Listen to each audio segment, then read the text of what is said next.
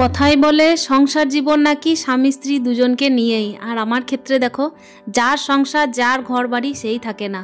তো চলো আজকের ভিডিওটা এখান থেকে স্টার্ট করছি। Hello everyone, good morning, welcome back to my channel. আশা করছি সকলেই খুব ভালো আছো। আর ব্লগের শুরুতে বড়দের চরণে প্রণাম, ছোটদেরকে আমার অনেক অনেক ভালোবাসা। বীরভূম জেলার ছোট্ট একটা শহর থেকে আমি সুধা আবারও চলে এসেছি নতুন দিনের নতুন আরও একটা ব্লগ নিয়ে। তো চলো আজকের ব্লগটা এখান থেকে স্টার্ট করা যাক। বারটা হচ্ছিল বৃহস্পতিবার, তবে বৃহস্পতিবার হলেও কিন্তু একটুখানি আলাদা রকম। তো চলো কেন আলাদা রকম, কি জন্য আলাদা রকম, অনবরত একই রকম রুটিনে চলতে থাকা আমার জীবনে আজকেও ঠিক একইভাবেই চলছিল। সকালে কিন্তু প্রেসার কুকারে ভাত আর ছেলের জন্য এদিকে টিফিন রেডি করেছি, আর ছেলেকে এদিকে রেডিও করে দিয়েছি। তো চলো এদিকে নিয়ে যাই, ওকে দেরি হচ্ছে, তাড়াতাড়ি করো। সকাল টাইমে এক দফা রান্না করেছিলাম, প্রেসার কুকারে ভাত করে দিয়েছিলাম, ভাত ডাল আর একটা ভাজা ছিল, তার সঙ্গে ওকে ডিমের অমলেট। এটা খাইয়ে কিন্তু স্কুল পাঠাচ্ছি। টিফিন জল সমস্ত রেডি করিয়ে দেখতেই পাচ্ছ গাড়িতে আমি বসিয়ে দিয়ে এলাম। আর এখানে দেখো আমি দ্বিতীয় দফা রান্না শুরু করে দিয়েছি। আসলে কি বলো তো বন্ধুরা, আজকে কিন্তু আমার হাজব্যান্ড আসার কথা, তবে 2 মাস পর উনি যে আসবেন, আমাদের পুলিশবাবু যে এতদিন পর আসবেন কিন্তু একদিনের জন্য, 2 মাস পর এলেও কিন্তু একদিনের জন্য আসছেন। ভাবতে গেলে একটুখানি আমার অবাক লাগে, মানে অবাক বলতে গেলে অনেকেই হয়তো কর্মসূত্রে বাইরেই থাকেন। সত্যি কথা বলতে যারা যারা কর্মসূত্রে বাইরে থাকেন, অনেকটাই দূরে থাকেন, অনেকদিন পরই আসেন। কিন্তু কি বলো তো বন্ধুরা, স্বামী স্ত্রী সংসার করতে গেলে তো একটা সংসারকে পরিপূর্ণ রূপ দিতে গেলে দুজনকেই দরকার। কিন্তু আমার ক্ষেত্রে হয় কি, এতদিন পর আসছেন কিন্তু একদিনের জন্য আসছেন, সেই জন্য একটু মনটা ভার লাগছে। একদিকে তো এক্সাইটমেন্ট আছে যে উনি আসছেন, এতদিন পর ছেলের সাথে দেখা হবে, আমার সাথে দেখা হবে, এতদিন পর সবার সাথে দেখা হবে, এই জিনিসটা তো অন্যরকম একটা ফিলিংসের। কিন্তু তার সত্ত্বেও কেন জানি না মনটা একটুখানি উদাস, তবে হ্যাঁ একটুখানি ভালো লাগাও আছে তারই মধ্যেই। এদিকে বারটা, সেই যে বললাম বৃহস্পতিবার, সেই জন্য কিন্তু হাজব্যান্ডের খাওয়া দাওয়ায় নিরামিষে একেবারে হয় না। আসলে কি বলো তো বন্ধুরা, একটুখানি আর কি মাংস ছিল। ওই যে তোমরা হয়তো ভাবতে পারো যে একটুখানি মাংস কিসের জন্য, আসলে আগের দিনের পুজোর একটুখানি প্রসাদের মাংস এটা, তো ওটার দরুন কিন্তু আমি রান্না করে নিচ্ছি অল্প মতো। তো দেখতেই পাচ্ছ হাজব্যান্ডের একার জন্য রান্না, এদিকে ছেলে তো স্কুল চলে গেছে, আর আমার জন্য কিন্তু রান্নাটা হচ্ছে না। তো চলো এদিকে দেখতেই পাচ্ছ টমেটো আমি বের করেছি, আসলে চাটনি করব ভেবেই। হাজব্যান্ড টমেটো খেতে মানে খুবই ভালোবাসেন, তার সঙ্গে হচ্ছে কিন্তু চাটনি বা হচ্ছে টমেটো পোড়া, এই সমস্ত জিনিস কিন্তু ওনার খুবই পছন্দের। আমাদের বিয়ের পরই কিন্তু শখ ছিল, যখন বাচ্চা হয়েছিল তখনই কিন্তু মনে মনে আমাদের ভাবনা চিন্তা ছিল যে কোনো রকম করে যদি একটা মাথার ওপর ছাদ হতো তাহলে হয়তো খুবই ভালো হতো। এইরকম চিন্তা ভাবনা করতে করতে ছাদ তো হলো, কিন্তু যার সংসার যার ঘর উনিই কিন্তু থাকতে পান না। ওই যে বছরে 30টা দিনও যদি থাকেন তাও তো ভালো হয়, তাও কিন্তু থাকেন না। ওইটার জন্যই আমার মনটা একটু ভারাক্রান্ত হয়ে যায় মাঝে মাঝে। তবে অনেকদিন পর যদি কেউ আসে না, তখন দেখবে যে মানুষ বাইরে থেকেছে সেই মানুষের ওই একদিনের আশাটা যে কোনো ওকেশনকেই হার মানায়। সেরকম আমাদের ক্ষেত্রেও তাই। আমি আর ছেলে কিন্তু প্রচণ্ড পরিমাণের হ্যাপি থাকি এই 2 দিন যে টাইম কিন্তু উনি থাকেন।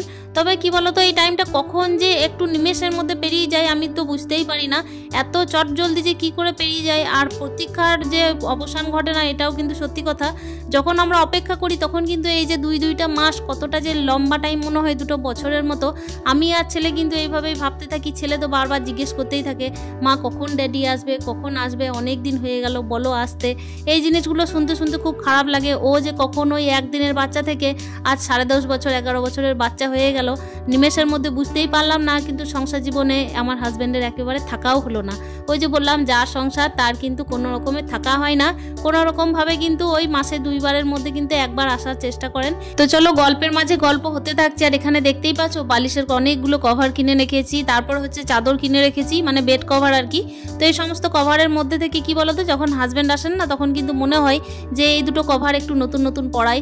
তো দেখতেই পাচ্ছ এখানে কিন্তু অনেকগুলো কভার আছে আমার বালিশের, কিন্তু আমি চেষ্টা করি যখন হাজব্যান্ড আসবেন তখন নতুন নতুন পরালে ওনারও দেখতে ভালো লাগবে, যেহেতু অনেকদিন পর আসেন।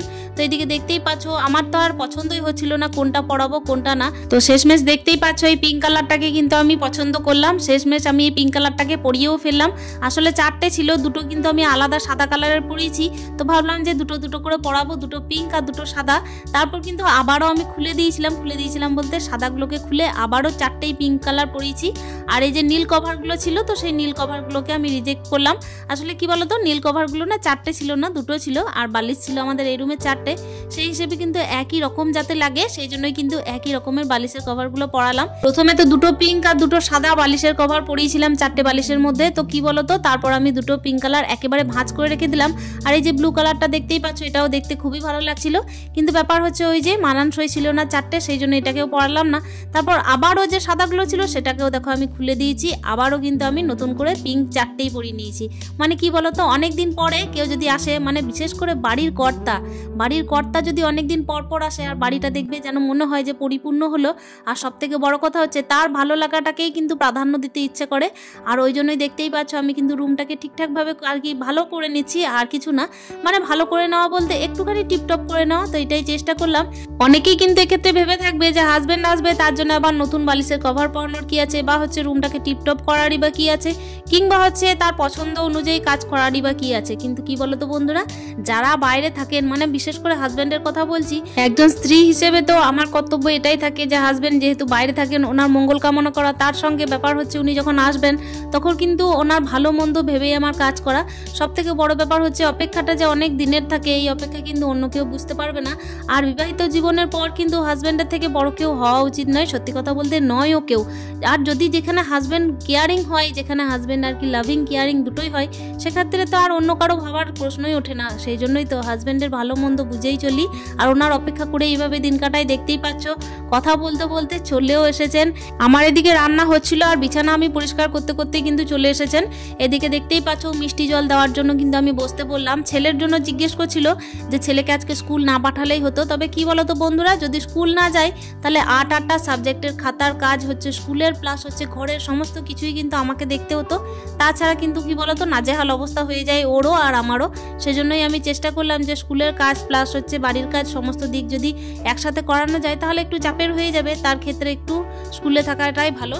তো চলো, এদিকে দেখতেই পাচ্ছ হাজব্যান্ডকে আমি জল মিষ্টি সমস্ত কিছু দিচ্ছি। আর ওনার কাজ হচ্ছে যখনই আসবেন তখন কিন্তু আমাকে মিষ্টি আগে খাওয়াবেন, তারপর উনি খাবেন।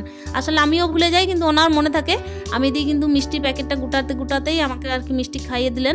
এদিকে পুলিশ বাবুর যেই বাড়ি ঢুকেছে, আমার কিন্তু যে রান্না করা হয়েছে তা না, এদিকে রান্নার কিন্তু আমার এখনো ভাতটা বাকি আছে। মানে ছেলেকে যেহেতু প্রেসারে ভাত করে দিয়েছিলাম, তাই দুপুর টাইমে কিন্তু ওই ভাত একেবারে খাওয়া যায় না। আর আমার হাজব্যান্ড তো প্রেসারের ভাত একেবারে খেতে পারেন না। আমি কিন্তু ভাত বসাবো একেবারে 12:30 এইরকম টাইমে। আর 12:30 থেকে মোটামুটি 1:30টার মধ্যে খাওয়া দাওয়া আমাদের কমপ্লিট হয়ে যাবে। সেই জন্য আমি গরম গরম ভাত নামাবো। এদিকে দেখতেই পাচ্ছ আমি কিন্তু ভাতের এই চাল দিচ্ছি সবে মাত্র। এই চাল দিচ্ছি বলতে কি বলতো, গরম গরম ভাত হবে সেই জন্যই। ঘড়ির কাঁটায় বাজে এখন প্রায় ওই 2টো। এই টাইমে কিন্তু আমি ভাতটা বেড়ে নিচ্ছি। গরম গরম ভাতটা করেছিলাম বলেই কিন্তু এখন খেতে একটু ভালো লাগবে। তা নাহলে কি বলতো, সকাল টাইমে এত তাড়াতাড়ি যে আমি রান্না করি 9:30টার মধ্যে আমার সমস্ত কমপ্লিট। এই টাইমের খাবার কিন্তু আর এই দুপুর 2টোর সময় একেবারে ভালো লাগবে না। সেই ভেবেই কিন্তু আমি আজকে একেবারে চাল দিইনি। দুপুর টাইমে কিন্তু আমি রান্নাটা আবারও করেছি। সেই যে সকাল 9:30টার সময় রান্না হয়, ছেলেকে 10টার মধ্যে গাড়িতে বসিয়ে দিয়ে আসি স্কুলের গাড়িতে। তারপরে হচ্ছে গিয়ে সংসারে এসে নিজের কাজ করতে থাকি, টুকটুক করে সংসারে পুজো দেওয়া, তারপর হচ্ছে সমস্ত রকমের ঘর গোছানো থেকে নিজস্ব খেয়াল রাখা সমস্ত কিছুই করি। তো এর মধ্যে থেকেও কিন্তু কোথাও যেন একটা মনের মধ্যে শূন্যতা কাজ করে। এই শূন্যতা কিন্তু একদিনের জন্য এলেও পূর্ণতা লাভ পাই। কি বলতো বন্ধুরা, অনেক টাইম হয় কি যারা সংসার জীবনে পা দিয়েছে তারা সংসারের জন্যই কিন্তু সংসারে থেকে যায়। কিন্তু সব থেকে বড় কথা হচ্ছে হাজব্যান্ড ওয়াইফ ছাড়া কিন্তু একটা সংসার সম্পূর্ণ নয়। মাঝে মধ্যেই হচ্ছে অনেক গেস্টও আসে আমার বাড়িতে, কিন্তু ব্যাপার হচ্ছে সেই গেস্ট এলেও যেন ঘরটা কেমন জানি ফাঁকা ফাঁকা লাগে। আর ওই একটা ব্যক্তি যিনি হচ্ছেন আমার হাজব্যান্ড, উনি কিন্তু এলেই ঘরটা একেবারে সম্পূর্ণ হয়ে যায়। সংসারে থাকতে গেলে সংসারে ওই একটা ব্যক্তি যথেষ্ট। একটা মেয়ের জীবনে কিন্তু বা হচ্ছে একটা গৃহবধূর জীবনে কিন্তু তার হাজব্যান্ড ভূমিকা অনেকটাই। হাজবেন্ড না থাকলে কিন্তু সংসার জীবনে টিকতেও ইচ্ছা করে না। আর এই যে দেখতেই পাচ্ছ হাজবেন্ডের মানসিক জোর আমি পাই, সেই জন্যই আমি এই সংসার জীবনে টিকে আছি, ছেলেকে মানুষ করছি। এই যে দেখো আজকে প্রত্যেক দিনের মতো যে একা খেতে বসছি তা নয়, আজকে যে দুজন মিলে খেতে বসছি, এই অনুভূতিটা প্রত্যেক দিন যারা একসাথে খেতে বসে তারা হয়তো বুঝতে পারবে না। আমি যে এই যে 2 মাস পর একসাথে খেতে বসছি, এই অনুভূতিটা কিন্তু আমি একমাত্র বুঝতে পারবো। এই যে চাটনি করেছিলাম, ওই চাটনিটা দেওয়া হয়নি, তো সেটাই দিলাম। ওনার ভাতের থালা কখন নামিয়ে দিয়েছি, এখনো কিন্তু এক গাছও মুখে ভাত ভরেননি। মানে বলছে যে তুমি আসো একসাথেই খাবো, তুমিও তো না খেয়ে আছো আমার জন্য। সেই জন্য দেখো দেখতেই পাচ্ছ আমি এলাম, খেতে বসলাম, তারপর কিন্তু খেতে লাগলেন। তো কি বলতো বন্ধুরা, এই অনুভূতিগুলো আর কি অন্য কাউকে বোঝানোর নয়। অনেকের চোখেই আমার এই ফিলিংসগুলো, আমার এই অনুভূতিগুলো হচ্ছে ন্যাকামি কিংবা হচ্ছে আমার বোকামি, অনেক কিছুই বলে থাকবেন। কিন্তু এই যে আমি আমার সংসার জীবনে একা সমস্ত পদক্ষেপ পার করি, এক একটা স্টেপ পার করি, কেউ আমাকে হেল্প করার থাকে না। আর কি বলো তো, মন্তব্য করার অনেকেই থাকে, আর অনুভূতি বোঝার মতো কেউ থাকে না। অনুভূতি বোঝার যদি কেউ থাকেন তো একমাত্র বিবাহিত জীবনের পরে নিজের হাজবেন্ড ছাড়া অন্য কোনো তৃতীয় ব্যক্তি কেউ বুঝতেই পারেন না তার মনের ভিতরে কি চলতে পারে। আমার এই সংসার জীবনে হাজবেন্ড বাইরে থাকলেও আমি কিন্তু সুখী মানসিক দিক থেকে। আর এইভাবেই দেখতেই পাচ্ছ খাওয়া দাওয়া করতে করতে আজকের ভিডিওটা এখানেই শেষ করছি। তোমরা প্রত্যেকেই আশা করছি আজকের ভিডিওটা নিশ্চয়ই পছন্দ করবে। দেখা হচ্ছে নেক্সট ভিডিওতে। স্টে হ্যাপি মন, টাটা।